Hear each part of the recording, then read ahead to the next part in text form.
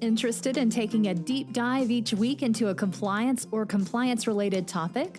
Then Compliance Into the Weeds is the podcast for you. Join Matt Kelly, the coolest guy in compliance, and Tom Fox, the voice of compliance, as they go into the weeds to flesh out a story which you can use to better inform your compliance program.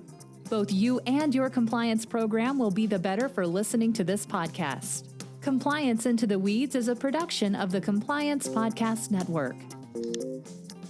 Hello, everyone. This is Tom Fox, the voice of compliance, back again with Matt Kelly, the coolest guy in compliance, for another dive deep into the compliance weeds. Today, we're going to start with a blog post that Matt posted entitled "Report Compliance Resources Getting Tight." Matt, first of all, welcome. And what led you to write this blog post? Hey, Tom. It's good to be here. So this streaked across my radar screen last week that the law firm Hogan Lovell, they published a report about compliance budgets and resources and risk areas based on a survey of, I think, a little more than 700 corporate compliance leaders at organizations that all had at least 2,000 employees. So this was a good, big look at the global compliance atmosphere and raised some interesting questions, because this survey is for 2020, but Hogan Lovell apparently did this survey also in 2016. So they were doing some trend analysis of your budgets and resourcing and risk in the mid-2010s compared to the early 2020s. And not all of these numbers are good. So that caught my eye, and that's where we are. So they certainly seem to be trending in a different direction than they were in 2016. What do you see on the survey side of things, Matt? So they had three questions that where they compared the number of people who said yes in 2020 to yes in 2016. So I'll just read them off here. Has your budget increased in the last 3 years? Well, that went from 88% yes in 2016 to 41% yes now. Is your budget likely to increase in the coming year? That went from 84% yes in 2016 to 40% now. And then, has your compliance team grown in the last 3 years? And that had gone from 89% yes to only 42% yes. So that's not we are not in a compliance recession, so to speak, but that is, to my thinking, a big deceleration in the growth of the compliance function. And what Hogan was really calling out in its report is, at the same time these resources are slowing down, or more and more people aren't getting the additional resources they need, their companies are rapidly expanding into emerging markets that are more high risk because the economies in North America and Western Europe are sluggish, to say the least. Everything's like 1.7 to 2.2% growth, and that is not enough. If you are a big multinational, you have to expand somewhere. So they're expanding into emerging markets, which are high risk, but we have more and more people saying they are not getting additional resources to keep pace with that risk. That was the big through line of this report that compliance officers might not like to hear, but there it is. So, Matt, in terms of the growth, and I really like the way you phrased it as delicately as you always use your sarcasm, that companies always are looking for new growth opportunities. And if they see a growth opportunity in an emerging market that may happen to be high risk, that's still a growth opportunity. And so they'll take a look at expanding there. But this is not something new. This is something companies have been doing long before you and I came onto the scene. Well, I got a couple of thoughts here about this. Number one is that, aside from this survey from Hogan Lovell, one thing that, Tom, you and I have not talked about, but that came out last month, was PwC's CEO survey. And they do that every January. It's released. It's a very good, comprehensive look. And in that survey, only about 27% of CEOs were confident that they would be able to grow revenues this coming year. And that is a very low percentage. And historically, PwC said they had not seen that few CEOs be bullish about their own opportunities since 2008, 2009, which is not a comfortable analogy because those years totally stunk. And now we see a comparable number of CEOs very uneasy about their growth opportunities. So they are under the gun to grow some way, somehow, some possible way, and they are going to look into emerging markets. It is true that that's always been the case, show me something new. But what struck me about these different percentages between 2016's resources and 2020's resources. So have you gotten a lot of budget increase in the last 3 years? Well, when you're saying that in 2016, that meant you were getting a lot more resources because everybody understood that we were stepping up attention to the FCPA. The Bribery Act had just come into force. Everybody's thinking about we need to build up our anti-corruption capabilities. And that was the theme in the mid-2010s. And now many fewer people saying that today. And is that because more and more executives are thinking, well, the Trump administration slow rolls enforcement on everything, and we already have these capabilities. Do we really need to build that much more? We already know the ropes here, and we're looking for more growth, and we can't find it, so let's just keep a tight lid on costs. And it fits that narrative, and that narrative is all predicated on the idea that we already have a good compliance function, and enforcement risk is lighter because the Trump administration is all about cooperation and waving away penalties and all this stuff, which I don't necessarily think that is a valid thesis for the CEO to have, but it is the thesis that compliance officers have to live with, and that's where we could see some tension. That's where I think these numbers come from, and I don't really like it, but that's my conclusion. Let me see if I can present an alternative conclusion and really lead into the next area I wanted to explore with you. Could it have been that leading up to 2016, we saw a more of a ramp up in companies getting compliance as a part of the DNA of their organization, really burning it into the fabric by staffing and bringing in the basic technological tools of compliance. And here, 5 years later, I guess 4 years later, when the survey occurred, that we are more mature and compliance programs are more mature. And so you don't need to have those sort of initial ramp up costs. And that because of that maturity, you can sustain a effective compliance program, even moving into new emerging and perhaps high risk markets with the budget and headcount you have, because leading into point 2 that you raise in your blog, compliance and technology. Does the technological component of this really help generate greater efficiencies that can hold costs down? I don't know. And I see the theory there. But as soon as you got into, even if you're expanding into new territories, you can still handle it. That's the part where I'm not entirely sure. Is it possible that we spent the 2010s getting compliance into our DNA, and wherever we're doing business now, we're very good and compliant? Yeah, that's possible, and therefore you don't need as much of a big budget increase. I get that. But is it therefore true that when you now expand into a new market you hadn't been in before, when you were building up the DNA, and now you've got your compliance DNA and everything, but you're still expanding for the first time into Africa, Middle East, Indonesia, India, wherever? Is it true that you can more easily enter in there, scale up, and the compliance DNA that's already embedded there will make it easier? I don't know that that is true, especially if it is the case that you are expanding into these new markets through acquisitions or joint ventures with new players. It's easy to say that now you are in that it's in your DNA to perform better due diligence and to explain to new partners how important compliance is. I remain uncertain that that is in fact the case when you are expanding into a new area for the very first time.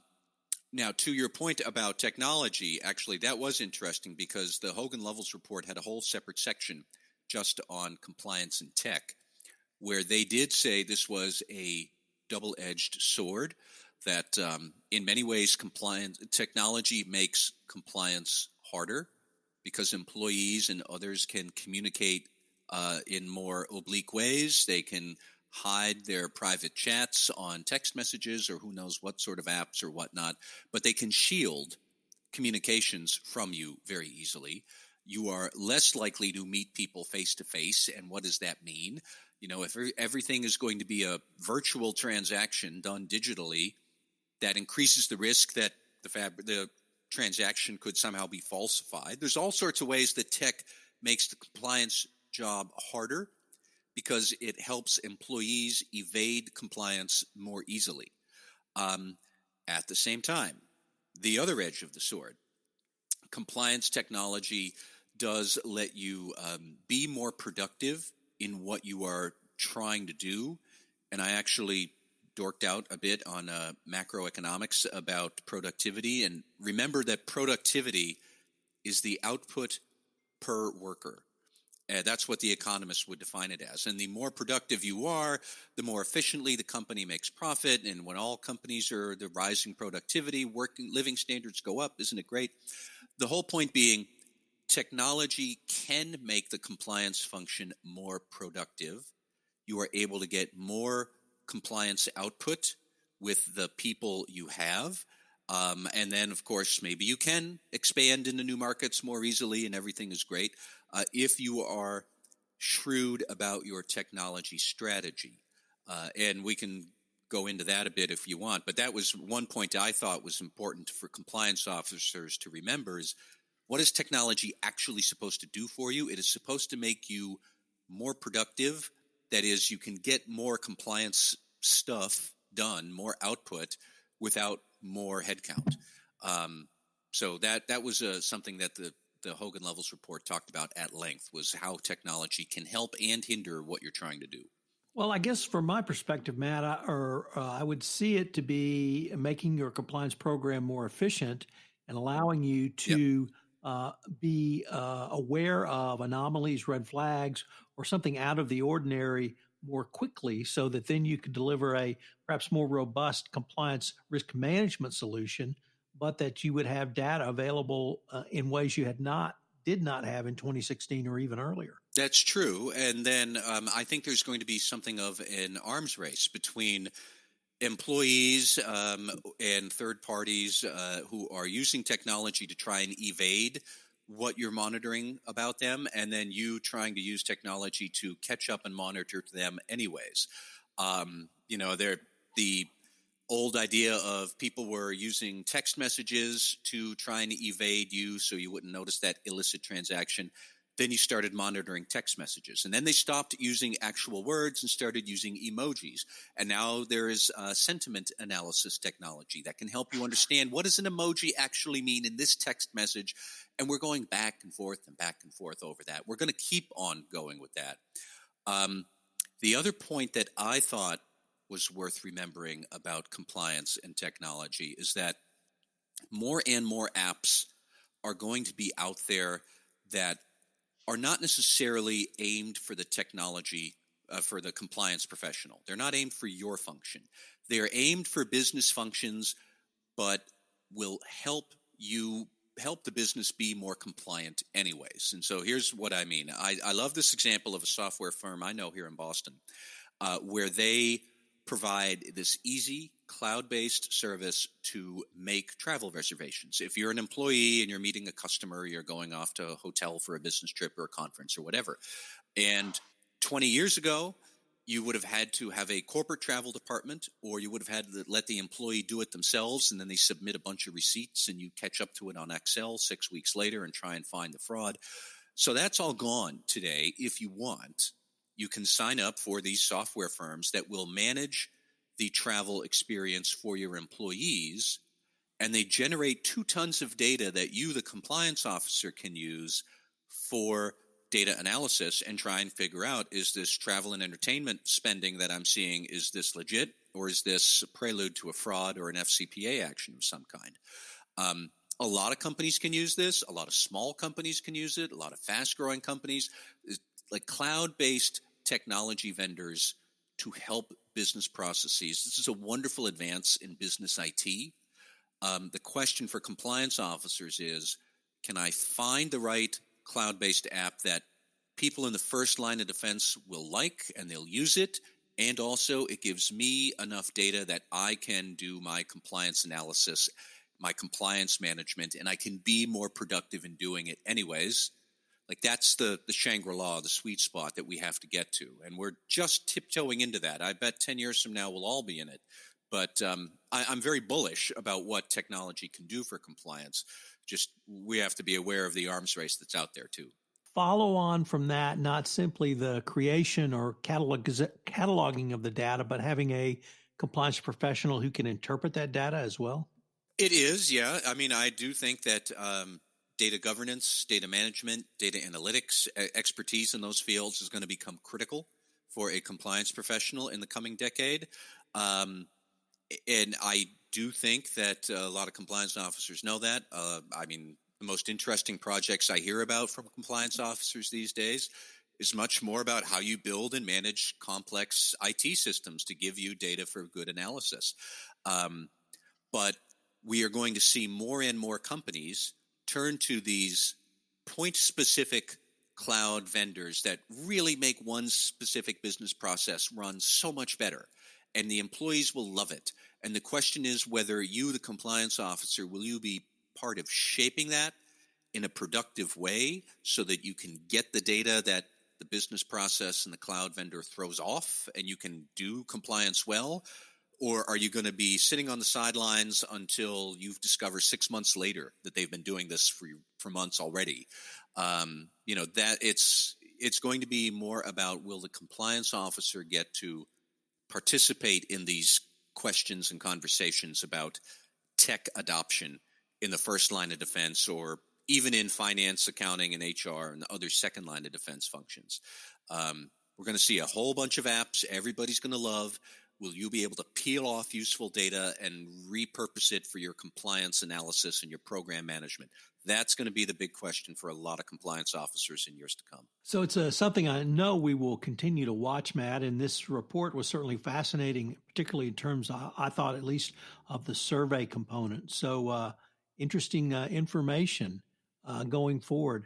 Matt, we have a little bit of time left, and I was wondering if we might pay a little tribute to someone who passed away last week and his role in the creation of the modern compliance practitioner, that being Bernie Ebbers. What were some of your thoughts on Bernie? I have my Bernie Ebbers story. So many years ago, for those who are young enough not to fully realize who Bernie Ebbers was, he was a telecom executive, and he built up WorldCom, made it a complete fraud. It collapsed in 2002, helped to usher in the Sarbanes-Oxley Act. But long before all of that stuff, in the 1990s, I was an editor of a technology magazine where we had a telecom beat.